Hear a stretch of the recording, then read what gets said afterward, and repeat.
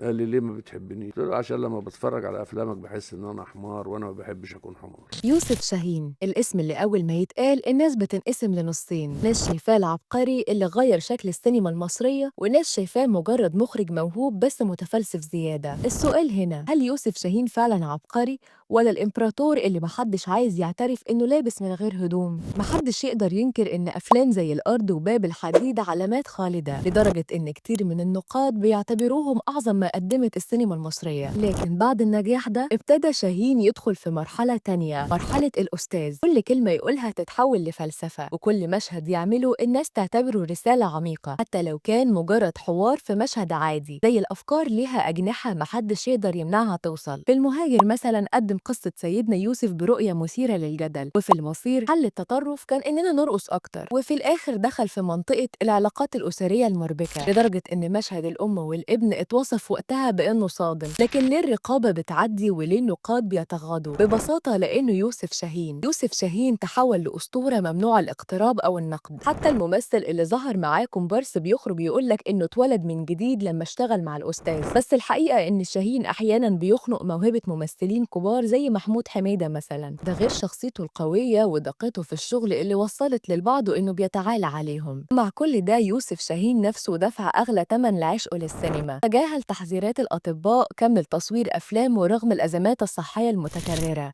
لحد ما رحل في 2008 بعد صراع مع المرض. يعني حتى موته ناس شافوه أكبر دليل على إنه عايش ومات عشان السينما. يوسف شاهين العبقري اللي علم أجيال من المخرجين، ولا المخرج المتفلسف اللي اتدلع زيادة؟ يمكن الحقيقة في النص، بس اللي محدش يقدر ينكره إن الراجل ده خلى السينما المصرية جزء من حوار عالمي، سواء كنت بتحبه أو بتختلف معاه.